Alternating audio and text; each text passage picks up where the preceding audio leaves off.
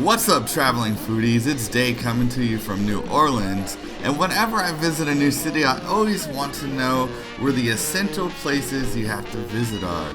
So, today, to help you out, I'm going to be sharing with you 7 things you have to do in New Orleans and what to avoid on your first trip.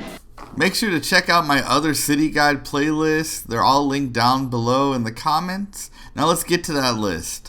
Coming in at number 7, try and compare different beignets. So New Orleans is famous for beignets, and but they're all different. So you need to go and try the different ones. The most famous one is Café du Monde, and those are excellent. But there's also some really good ones that you could try out at PJ's, and then Cafe Beignet is another one. Those are both all close to each other. You could try those out, but they're all different, and go ahead and figure out which one you like the best. Okay, number 6, check out the St. Louis Cathedral.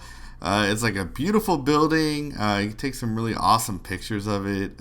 It was not open when I was there, so I didn't get to go inside of it, but I hear it's really amazing. So number 5, get a po' boy. So these are the sandwiches. They're similar to submarine sandwiches, I guess, but the difference is they are made on French bread and usually consist of some kind of meat. And the ones that I tried were really delicious. I recommend Nola po' boys because their po' boys come spicy.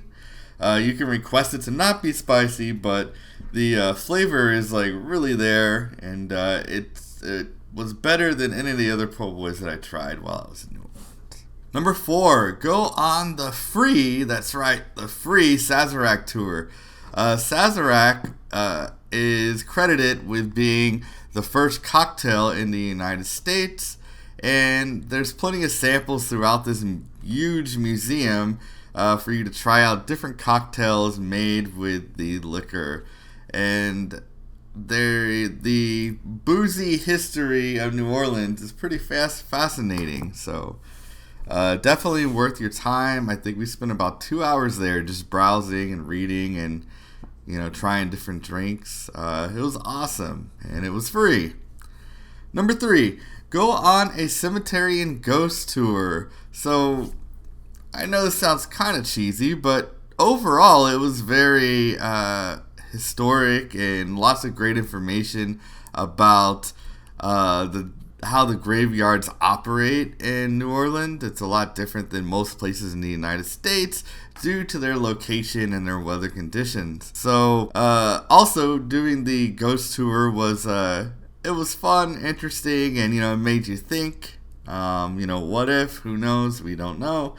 But it was worth the night out, and it was highly entertaining. Number 2, go to the World War II Museum. So this is a huge museum that really showcase World War II in a way that it shows a lot of the other groups that were involved in it, because normally we just hear about the Germans, the Japanese, the British, but it was a lot more involved than a lot of people realize. And number 1, get a hurricane at Pat O'Brien's and stroll down Bourbon Street and Frenchman Street. Check out Bourbon Street for the cover bands, and then go to Frenchman Street to have a more authentic experience and listen to jazz shows. Those are my top 7 recommendations for your first time in New Orleans. Here are a couple of things to avoid. So once you get onto Bourbon Street, you're going to be approached by these people with shots that are in test tubes. They will try to drag you and force you to take multiple shots or one shot, and they will try their best to get the shot into your mouth, and then all of a sudden, boom, they charge you $35 a shot. And avoid them. The next thing that you need to avoid is the sneaker bet. So once you get on the Bourbon Street, or even if you're walking towards Bourbon Street, some dudes will come up to you, and they will tell you, "Hey, I bet you I know where you got your sneakers." And if you bet them, they will try to make sure they get their money, because their answer is, you got your shoes on your feet on Bourbon Street, and boom, they try to shake you down for some money. And what I would do is just politely walk by, say no thank you, and just go on about your day, go on the Bourbon Street, and have a pint or two. That's it for today. Thank you for watching. Make sure you subscribe, and comment down below if there's anything that you would also suggest that I could